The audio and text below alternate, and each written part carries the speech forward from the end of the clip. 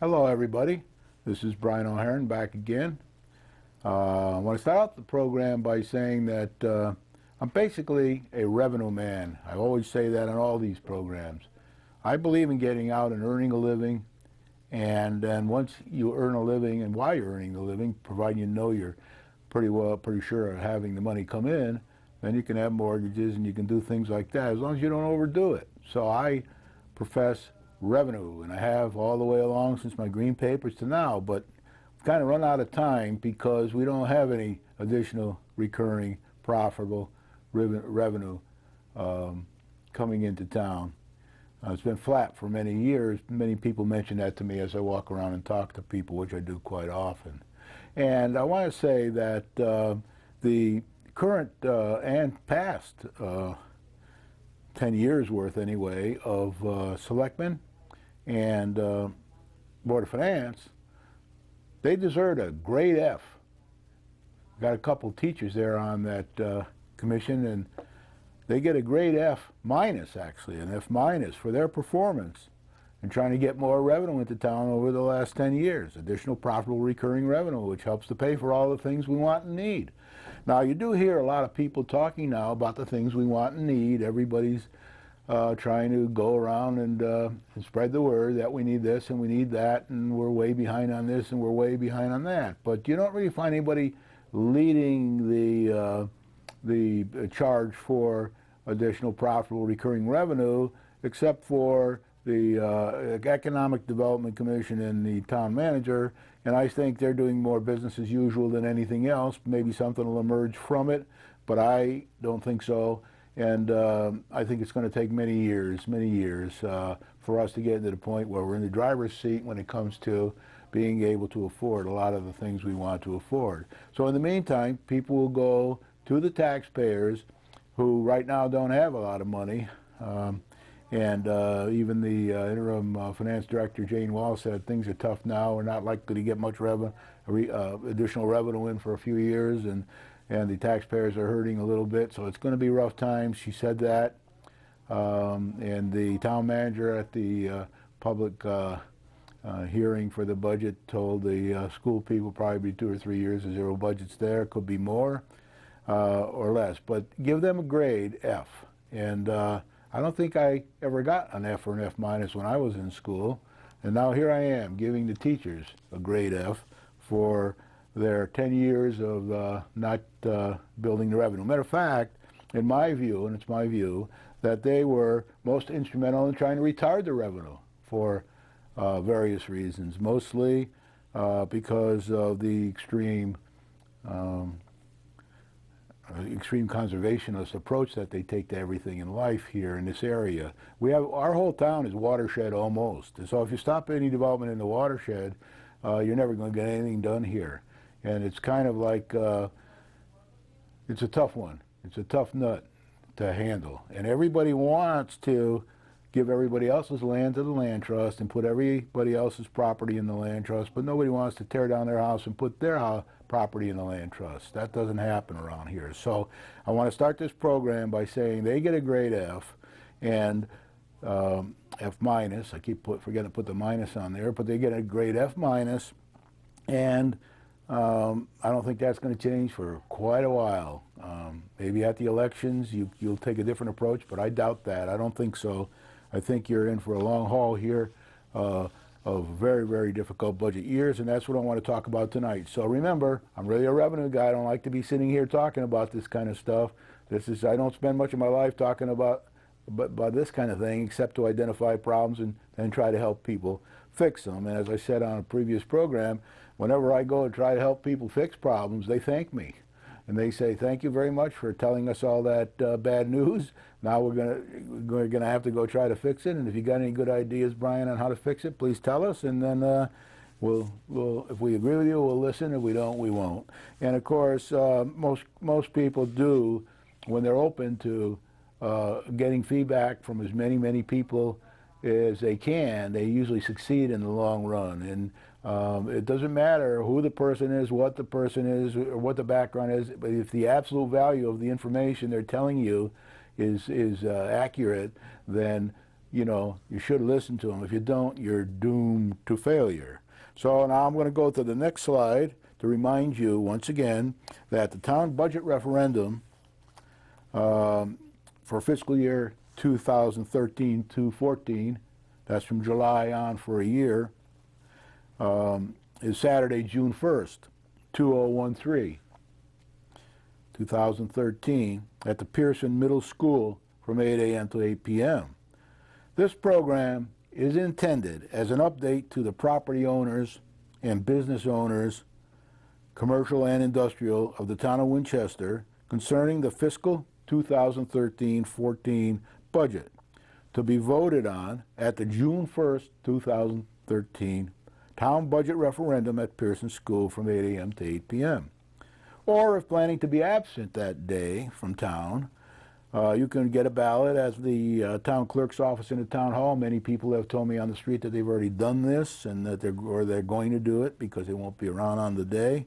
And you can do it by internet and by mail. I think it's kind of late for that. I wouldn't trust that because things get lost in the mail. They don't always get sent out on time. They don't always get signed off on time when they get here. And when they have to send you a ballot, it doesn't always get out on time. They got plenty of other work to do at the town hall. So put the responsibility on yourself to make sure that you vote and that you do an absentee ballot if you're not going to be here. And if you need help, you call David LaPointe, the interface to the Winchester Taxpayer Association. I'm sure he'll give you a hand as much as he can do within the law. And there are a lot of things he can't do, but some things he can do to help you. So we're going to have an interesting time. Last year, after 3 attempts to pass a bad budget, the supposedly zero increase budget, I say supposedly because a lot of people don't think it was a zero increase budget. They think that it was different and that it was cobbled together just to make everybody think it was a zero budget so that they would pass it, which they did. But unfortunately, the bad budget passed at the 4th fiscal year 2012-2013 budget referendum.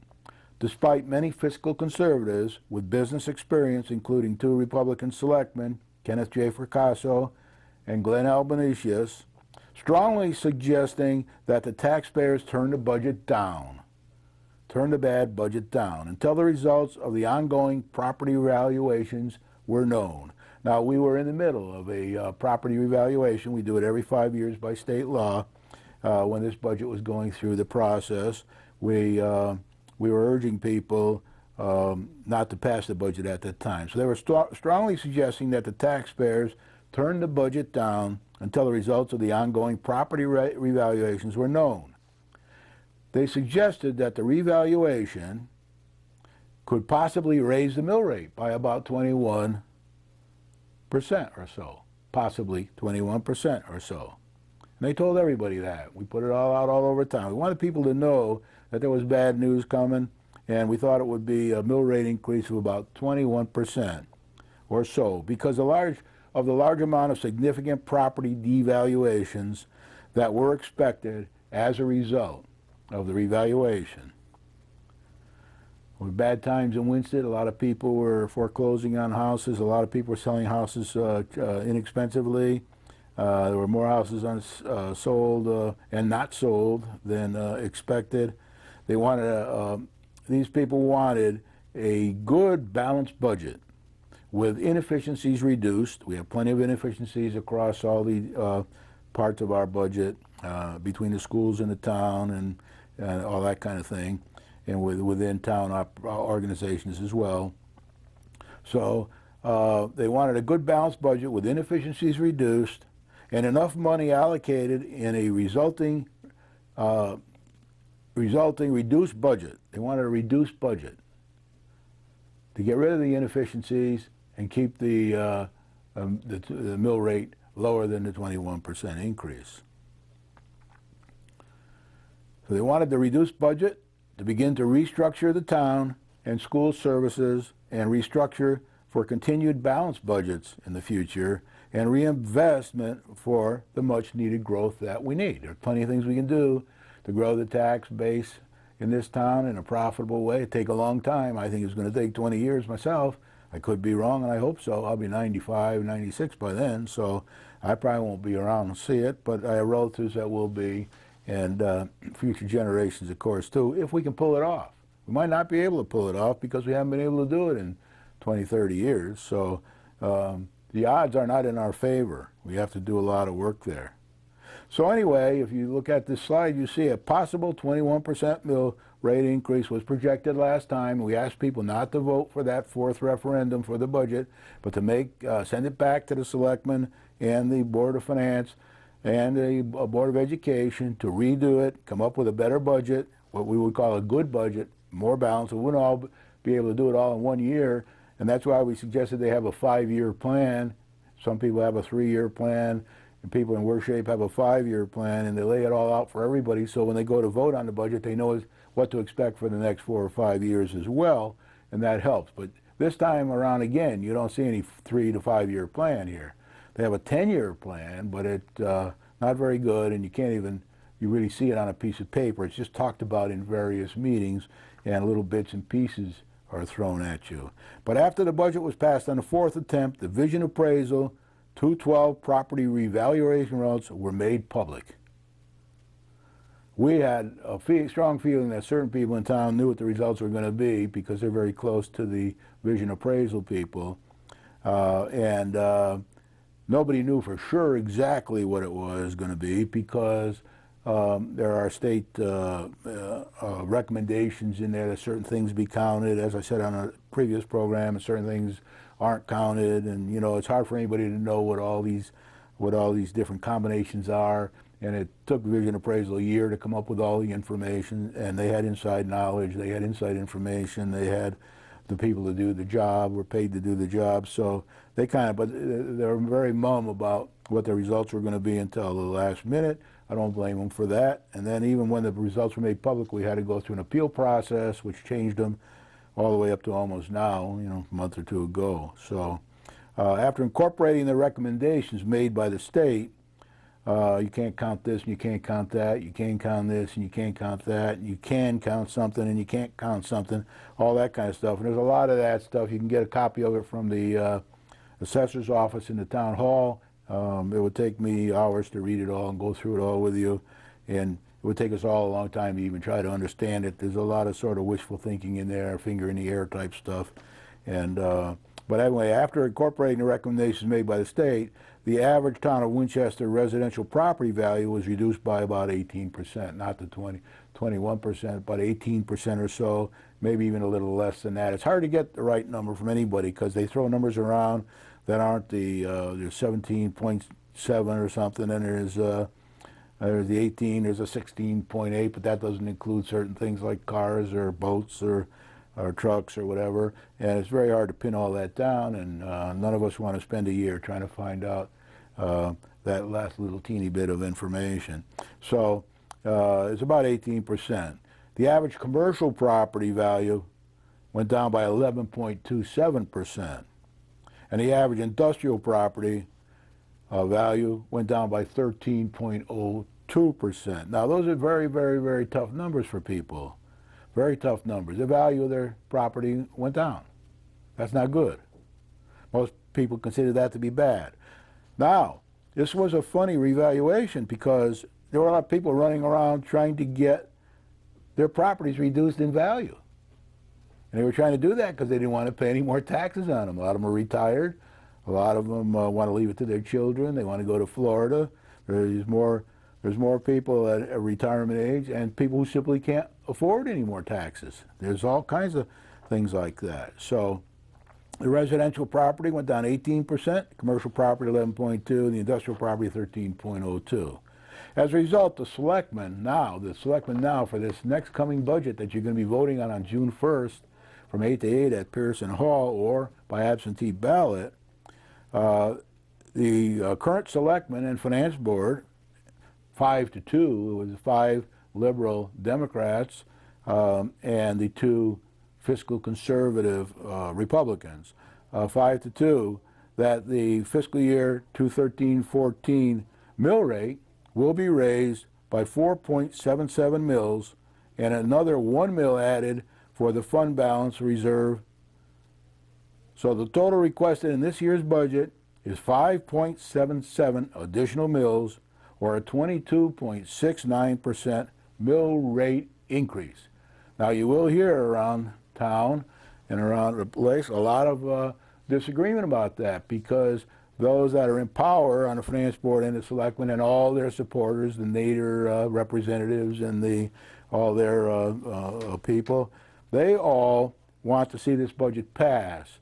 And they want to see it pass for the wrong reasons. They want to see it pass because there's an election coming up in November, and they like to see it pass for that reason, because the budget is basically not sound, and there's a lot of fiscal conservative Democrats in town who are kind of quarantined by the liberal Democrats now, and they agree with the fiscal conservatives in all the parties in the unaffiliated area and in the independent party and all that kind of things. They all kind of agree that this isn't a good budget, that we do need to get at the expenses. The biggest one, of course, is the school, because that's 64% of our budget. And there are a lot of inefficiencies in the school system, 1.5 superintendents, for example, and there are a lot of inefficiencies between the school system and the town, and there's all kinds of things that could be done to reduce the cost of running our government, probably without laying off anybody. So we reduce all the medical expenses by doing all kinds of interesting things there. And there's plenty of people around that could help them do that if they would ask for help and get the right kind of people. But just hiring consultants, I tell them what they want to hear, and then not listening to anybody and doing anything, that isn't kind of going to help them in the long run. So you got the 5.77 additional mills, or a 22.69% mill rate increase. Now, that's the increase over last year. Last year it was 25.43 mills. This year it's going to be 31.2 mills with that additional mill in there. And depending on our property revaluations, yours, mine, everybody else's, we will be paying more or less property tax for much less property value. And I like to draw the, you always use the apple or the candy bar example. You're going to be paying 3/4 full price for an apple, but only getting 3/4 of the apple. I went to Japan once, and an apple was $50. I didn't buy any apples, because I didn't think it was worth $50. I said, I'll wait till I get home and buy it for 25 cents or whatever it was at that time. But things get out of control if you're not careful, and you're paying a lot more for a lot less. It's not a good thing. So you got a slide here that we're going from 25.43 mills this year to 31.20 if the budget passes, or a 22.69% increase. Now, I want to talk about the equalization number. That's the 4.77 mills. The equalization is commonly misunderstood. It's misunderstood now. You'll be hear it be talked about for the next few weeks. It's been talked about for the last few months by people who don't totally understand it, or they're trying to pull the wool over your eyes, or try to get one by you. And that the equalization mill rate increase requested by the selectmen in the finance board is not mandatory. Not mandatory at all. You don't have to do that. You can put a 0 in there for equalization if you want to, or 1 mill or 2 mills or minus 2 mills. You can do whatever you want. The equalization mill rate increase requested is not mandatory or required by the charter, to the best of my knowledge. The expenses can be reduced to lower that equalization mill number that they have, 4.77. Can be reduced as Selectmen Fracasso and Albanesius and other interested parties all throughout town, in every party, in every discipline, have been suggesting. And if so, the raise in the mill rate could be much lower. So don't get fooled by you're only paying a little more tax, or a little less tax, or a lot more tax, or a lot less tax. Keep your eye focused on the fact that down 20% in value across the board here on the residential properties, and the other values on the commercial, industry, and industrial properties. And that makes it tougher for everybody. It makes it tougher. They might have to lay off people if they're in business. They might have to tighten up in around their house if they get a higher rate. They might have to put off repairs and expenses, all that kind of thing. So that's very important. It's not mandatory. The expenses can be reduced if everybody makes up their mind to go try to do it. But they have to agree that the equalization is not mandatory and expenses can be reduced. I'm accentuating the positive here for you. Don't believe any of that other stuff you hear. It's not right at all. It's just like if my wife and I both had jobs and we built up our whole household to spend the money that we both earned, and all of a sudden one of us was incapacitated or couldn't work anymore, and or lost a job and had to go find another one, or maybe move across the country, then we would be eating beans instead of steak. I can tell you that right now. So everybody, I heard people in town already, because of the water and sewer, are telling their children to take shorter showers. I don't know if you know it now, but when I grew up, when we were kids, we didn't take long showers, hot showers, because you couldn't afford it. And I mean that. Most people couldn't. They took showers, of course, but they couldn't afford to sit there for half an hour with hot water running. And the modern generation is a little more liberal with water, but now parents are starting to tell their children, well, when you're at college or school or wherever you go, work, you have to take a long shower, that's okay, but not here, not at home. Water rates and sewer rates just went up, and in June they may go up again. So you got to economize on those kind of things. So sometimes I feel that some of these people that are on the in the liberal part of the Democratic Party and make pretty good salaries and pretty good retirement programs, they don't totally understand the plight of the average person in our town. 50% of them rent. I'm not so sure that anybody on the Board of Selectmen or Finance Board rents. I think they all own their own property.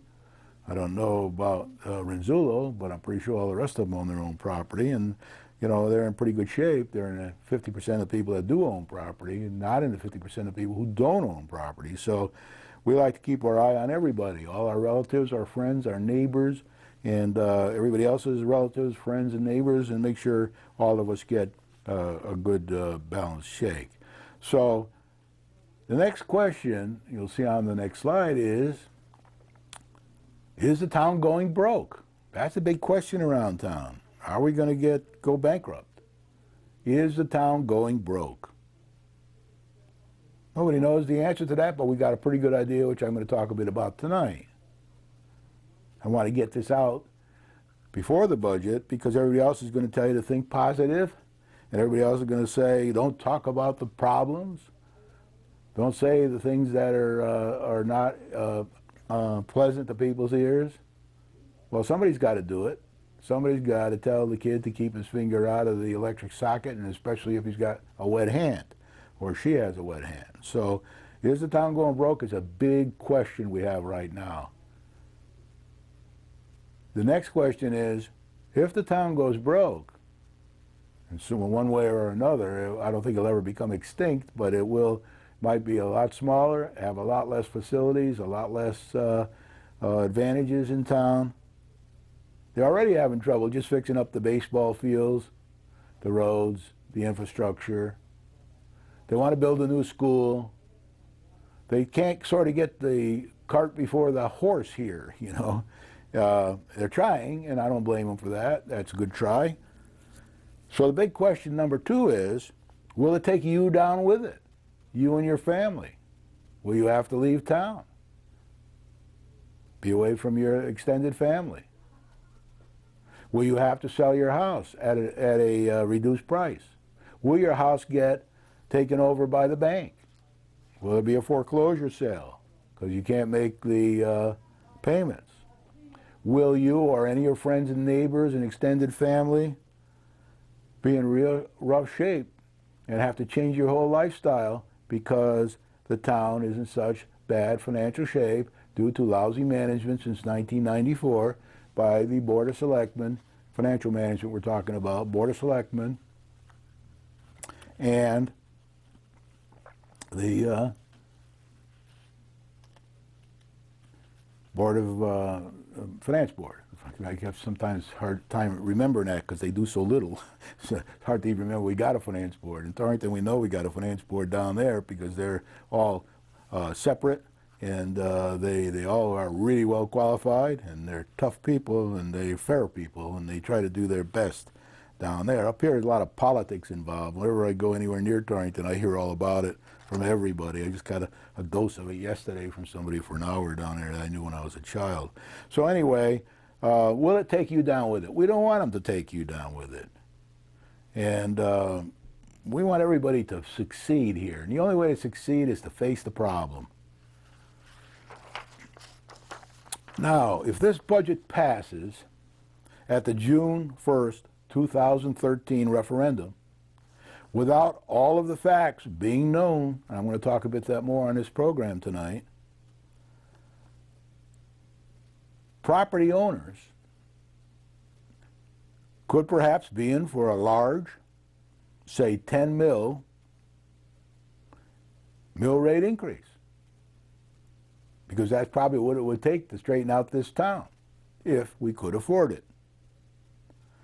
So we could have a possible, say, 10 mil increase. Might be less than that, might be a little more than that, but we will have no choice under certain conditions, which I'll talk about in a minute here.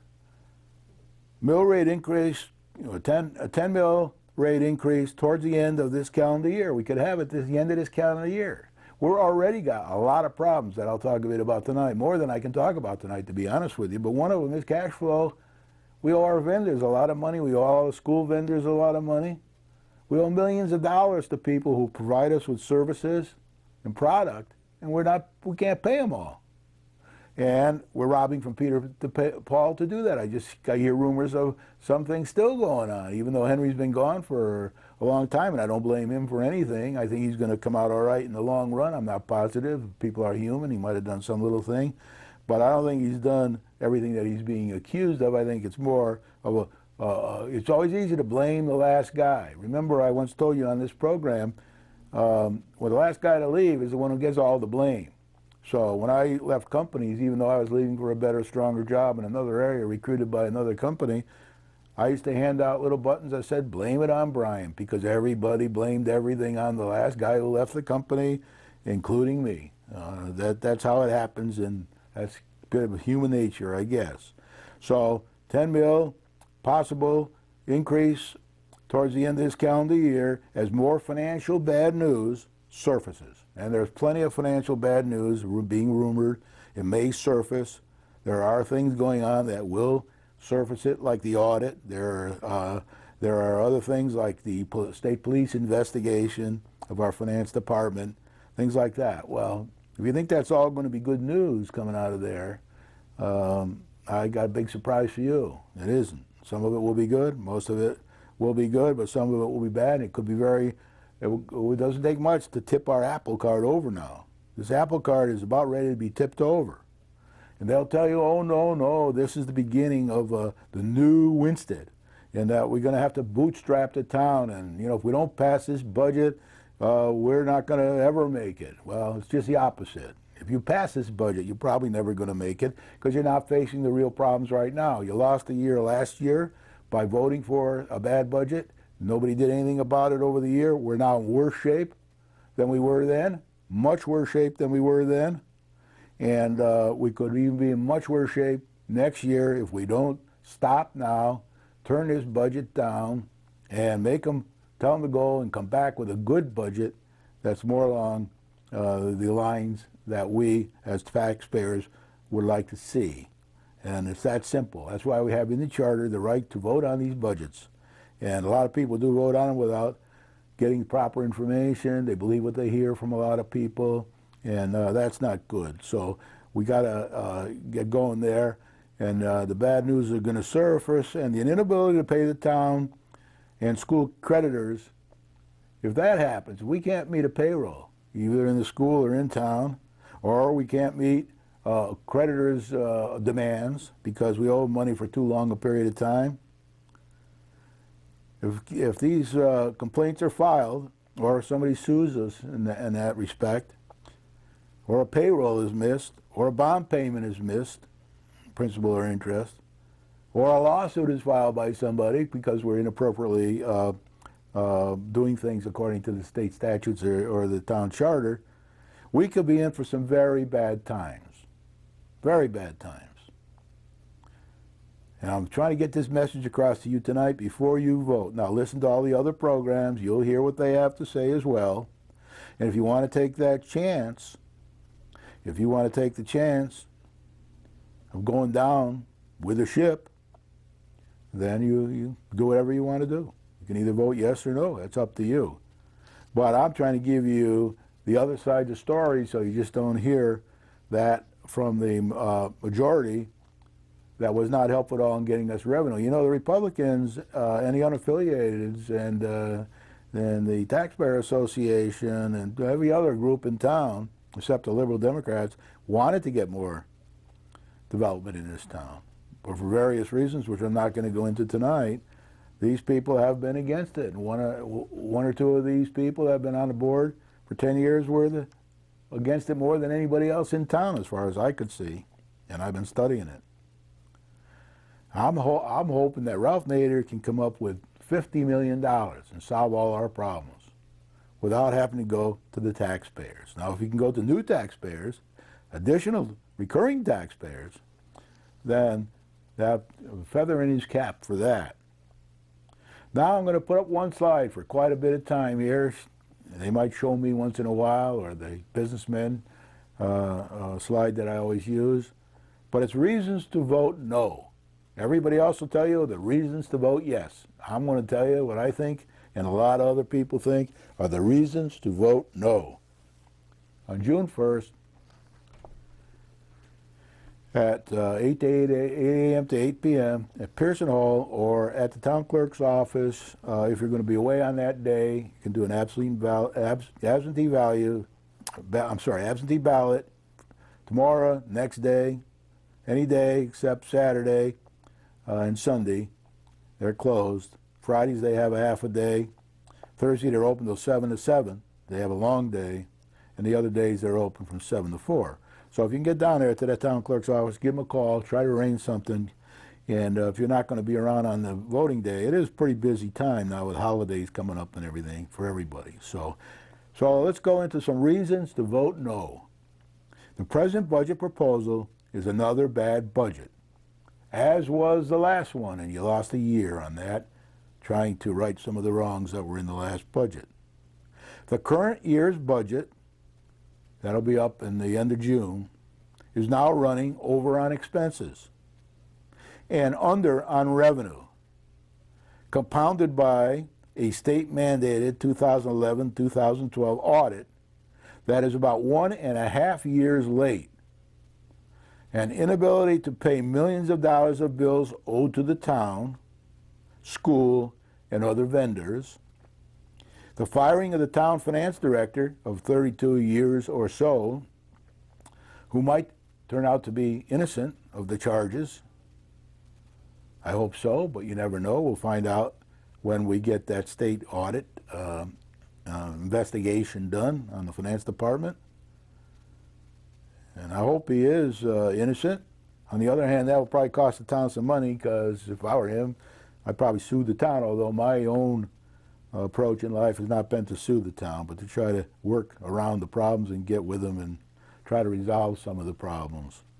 So that's been my approach, and I've been doing that ever since I've been back here in the last 12 years or so. A forensic audit and possibly criminal investigation being conducted by the state police pardon me, concerning missing funds, money transfers, and accounting irregularities. You probably all have heard about all this and read it in the newspaper. And if you're on my email distribution list, I did over the winter. If you're somebody who doesn't live here in the winter, I try to get to as many people that wanted an email over that time period. Most of them stopped reading them in disgust after they after they saw the articles and watched some of the selectmen meetings and programs. But I think the people that come back this year from being away all winter are probably more informed than ever before. Part of the reason I did it was because I did hear at one of the selectmen meeting, Mary Ann welcome the mayor say maybe we should perhaps not let the people that are away in the winter vote because they're not here, they don't understand what's going on in the town. So I decided to put together an email list, get as many people on there that wanted to be on there, and provide them with links and pointers to the shows over the winter. They could watch a selectmen meeting on their computers from anywhere in the world. They could watch some of the fiscal conservative things that were on the internet anywhere in the world.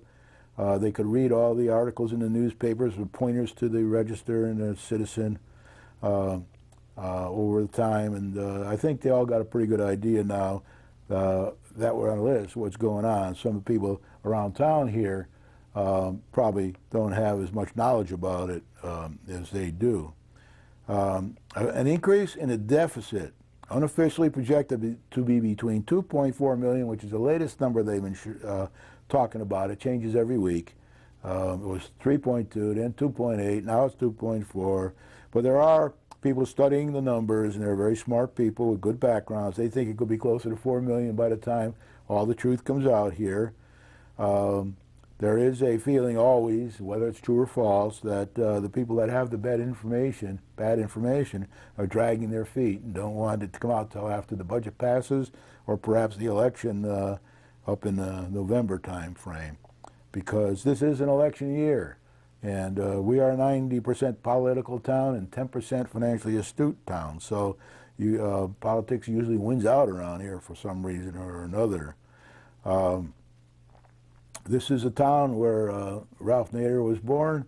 He professes open government and everybody being able to know what's going on and to speak their piece. Yet our selectmen don't want to extend the public comment section. They're trying to squeeze that down.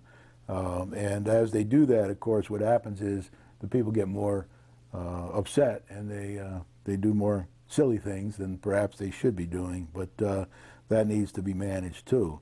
So anyway, the projected deficit for the end of June, the end of this fiscal year, is going to be up between 2.4 million and $4 million. And that's kind of where we get the 10 mills from. If we have to get that all taken care of, all the money, the deficit taken care of, and run the business in a responsible area, be able to meet our commitments, pay off vendors and all that kind of thing, then we're probably going to need an extra 10 mills for that. And 10 mills, if it was 25.43 last time, 10 mills is, you know, it's a good 33% increase. So nobody would be happy with that. There'll be riots in the street if that happens, but there's not much you can do about it if it's forced upon you. The only thing you can do is do it before it's forced upon you so that you can all work together, which we can't seem to do in this town. Board of Education and the Selectmen Finance Board work together with all the other groups to try to make it all come out. All the unions, everybody's got to work together to try to make it out, come out the way we want to make it come out, not in the way that it would be forced upon us if we got into backed up into a corner and had no other choice. It had to do it because the government has said already that if we can't get a budget passed, then we're going to have to figure a way to reduce, because they're not going to give it, they don't have any money to give us.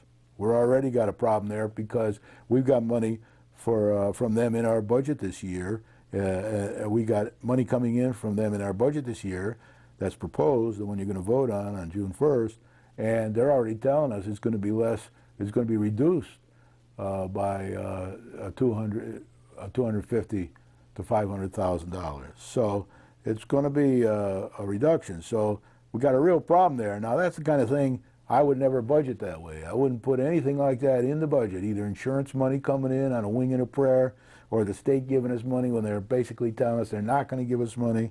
Now, the town manager kind of wiggled off the hook on that the other night by saying, well, we had to get the budget done by the charter. But I would have done it by the charter, but I would have just left out any money from the state and been conservative about it until the money came in. And then I go to this next meeting and say, hey, the state just gave an extra $500,000. So we can put that in our fund balance, or we can use it for some other reason. So that's the approach that the fiscal conservatives would like to see. Don't put any money in that budget, no matter what anybody tells you, for getting money back from an insurance company when you're not positive you're going to get that. And if it doesn't come in, you're going to be under your revenue budget again, and you're going to be in serious trouble. And we kind of think that that's going to happen again next year if this budget passes. So improper budgeting by the Selectmen and Board of Finance over the last 10 years or so, since 1994, as a result of the water and sewer fees have been increased as of April 1st. They're already increased. You won't get it until your July bill. But they have increased the water and sewer fees. Water by 20%. Some of it depends on usage, and sewer by 35%. And some say it will be much more for some users, perhaps as much as 40% more for water users than the average, 20%. So people are starting to economize already on that. I'm sure they'll do more. I know the town the other day turned off, last week or two, turned off the water on a few places that weren't paying their bills over a long period of time. And one person was in the town hall trying to catch up his payment when I was there because he needed his water turned back on. And that increase has been recently stated as insufficient, just at the select meeting the other night. Which, the chairman of the Water and Sewer Commission said, well, in conjunction with the financial director, that we probably have to raise the water and sewer fees again, are needed in June. In June, we'll have to raise them again. Of course, that's after the budget's passed. So I would say don't approve the budget until we know whether they're going to raise those costs or not. And if they're going to raise the costs, then you better not approve the budget, because that's going to be, that cost is not built into the budget, to the best of my knowledge. So anyway, look forward to another water and sewer increase in June. I hope you don't get one, but I mean, I wouldn't bet on that. I would put a few pennies in a piggy bank to tide you through should that happen. Evidently, the water and sewer bond interest and principal payments were not budgeted for properly over the last 10 years, since 1994 or so. And money was moved from various accounts. For example, Soldiers Monument, Laurel Festival, etc. I don't know all of them by name. But they say there was about $4,700,000 or so moved around from one account to the other account, blah, blah, blah. And they're still trying to track down exactly what moved where from when, and moved when from where, I should have said, I guess. But water and sewer bond interest and principal payments were not budgeted for properly. The money was removed from various accounts, as I said, and not paid into other accounts. For example, school non-educators pension fund. I think they're missing about $350,000 there. Now, they might have fixed that since I heard about it. But there were some funds where the money was taken out of, and there's some funds that the money wasn't put into. Now, I can tell you that the example on the pension fund, they say, yeah, well, we got a lot of time. We got enough to pay the pensions for the next 20 years or so, and by then we should be able to make up anything we lose in the pension fund. That's not the best attitude in the world. If I would never get behind in the pension fund. I would cut somewhere else first. Now, they don't want to do that because that hurts. If they have to go to the school and say, you got to have one superintendent instead of 1.5, because we want to put the money in the pension fund for the people that work for the schools that are non-educators, like all the people that work in the maintenance department and all, then they should say, okay, we'll figure out a way to get you that money, and I'll guarantee you they will come up with the money one way or another. They might not get rid of that half a superintendent, but they'll find a way. They'll find a way, like you do in every other city and town, to find that money so you don't have to be short in the pension fund. The audits have been consistently very late over several years, making it very difficult, if not impossible, to tell where we truly stand financially from year to year. It's very hard without the audits. And when the audits are a year and a half, 2 years late, it's very hard for the selectmen and the finance board to manage the budgets, and the town manager as well. It's impossible. They're always going to have the wrong information until they get the right information. They're always going to assume things are good until they get the bad information. But what I would say I hold them a little responsible is they should have made sure that the audits got done. They should have made sure that when the schools were responsible, they got in and got the information to the auditors. And when the town was responsible, they got in, got the information to the auditors in a timely fashion, and supplied them with the tools and the help they needed to do so. And again, when you're troubleshooting in companies around the world and all, the first thing you look for are people hiding things, because when they're hiding things, that's never good. It's always bad. Take that from me if you ever get into that position.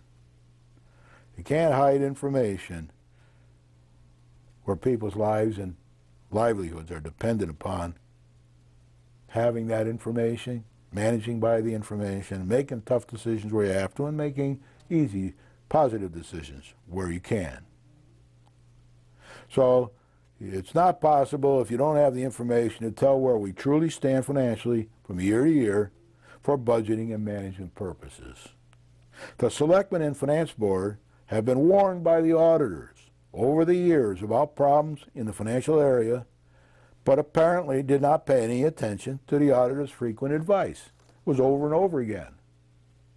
Now, we used to see the auditors giving them a plaque, and they would hold it up in the Selectmen and Finance Board meetings and thank everybody for getting this plaque saying they did a great job. Now we find out that the plaque was mainly because they handed in finally got an audit done, handed in the right information. But in every audit, there was a section that said, here's all the things you need to do to prove in that department and in that area.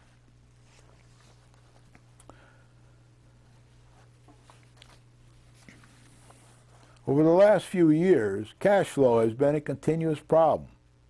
Towards the end of the calendar year, every year for the last 4 or 5, maybe more, maybe less, calendar years, we've had problems up around, towards Christmas time, towards after all the money came in from the July tax payments, and we started to get cash flow problems, but arrangements with Gilbert to delay receipt of their monthly payments, which are considerable. They recently asked the town to put $1 million every month in escrow so they could pay their bills over there. I think the town refused to do it because they don't have the money, but that's a different story. So, but arrangements with Gilbert to delay receipt of their monthly payments helped the town to scrape by. So Luke Gilbert was very good about that. They said, okay, and I remember it all happening. You need some money for a few months, don't pay us for a couple of months, and then catch up when the next batch of money comes in January. Well, that's not really a good solution, but it kept us alive. It kept us alive until this year. In this year, Gilbert was unable to comply with the town's request for a delay in payments. And the true extent of the town's financial problems began to slowly surface. The new auditors that were hired about a year or so ago, King & King, audited the water and sewer finances and suggested that an 8-year plan for the Water and Sewer Commission to pay the town back about $1.6 million, $400,000 a year or so, that it apparently owes to the town over the years, over the last 10 years, since 1994, a little here, a little there, it all added up. And that's one of the reasons why the water and sewer bills had to were suggested to go up. And that amount is included in this budget, except that we lost Russ's septic business for at least $1.25 million, maybe more, $125,000 profitable money each year as a customer. They went elsewhere. And now we're finding out that the numbers that we have for this year, we don't get an audit till after the year's over, but the new Finance director's looking into it and finding that we got problems with this year's numbers. We're not taking in as much revenue as we thought we were, and we got expenses perhaps that we didn't think we had. I don't know all the details there. So what I'm trying to get across on you here tonight is that we need to face the music. We need to vote this budget down. We need to tell the Finance Board and the Selectmen and the Board of Education and everybody else, the state if we have to, that we got to come up with a plan for success that breaks us even from year to year. Now, we're going to have a little problem here for a few years because you can't do it overnight. But you need to get in there and get a decent budget, a balanced budget, a good budget, that will, and then you got to try to show what it's going to be and sell the whole town on what that budget is going to be for the next 5 years each year. And are we going to get less revenue each year? Are we going to get more revenue each year? Are we going to get more expenses each year with salaries going up and medical benefits going up and whatever else is going up? That's all got to be laid out, and then we got to try to manage that. Now, that's not Brian O'Hearn speaking. That's more like business school talk, especially MBAs from around the country and around the world that are talking. So we need to do that. We got a minimum fund balance. We got no credit right now because of the minimum fund balance, plus our fact that we can't pay vendors and everything else. The current budget revenue is down. The current budget expenses are up. The 2011-12 audit is 1.5 years late. That's a sin, a crime. Somebody should be fired for that, certainly, maybe everybody. Millions are owed to creditors, millions. Finance for services provided. Finance director was fired, maybe for good reason, maybe not. That'll all come out in the long run.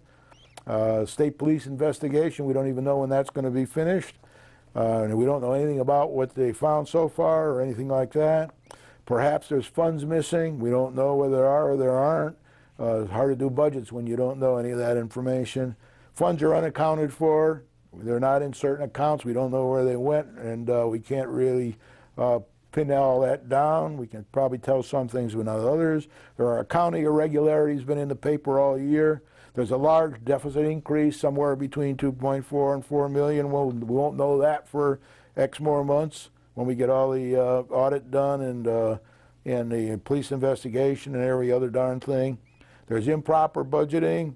There's water and sewer commissions in a bit of a turmoil, a lot of it not due to their own fault. They were being told by the town that they had $1 million in their account and they were ahead and didn't have any need to raise the prices. They're always very touchy. A lot of them have been in there a long time, and they know people don't like prices raised on water and sewer unless absolutely necessary, and they don't even like it then.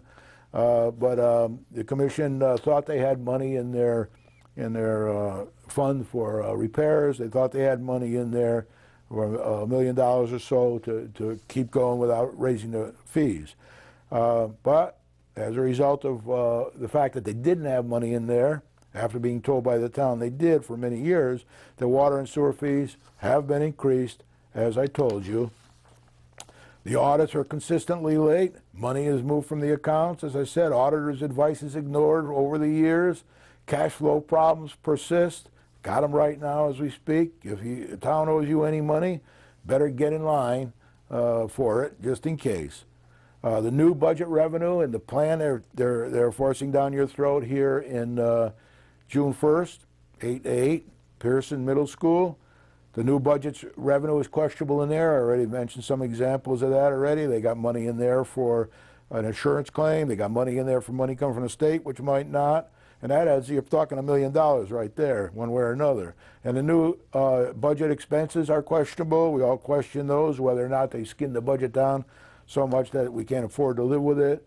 There are no meaningful reductions in there in this budget. There are no meaningful restructuring in the budget. How are we going to get out of this pickle? No downtown investment in that budget to speak of. No realistic multi-year plan, as I already said. And no cooperation between the state, school, and town to try to get us a plan for success. With that, I thank you very much. And we can't get anything done if we don't have a plan for success. So plan for success, and then we get things done if we have a plan for success, and we stick to it, and we manage by exception and by objectives. With that, I say thank you very much. Let's hope the budget fails and that you're all smart enough to vote no on June 1st or beforehand by absentee ballot. Thank you very much.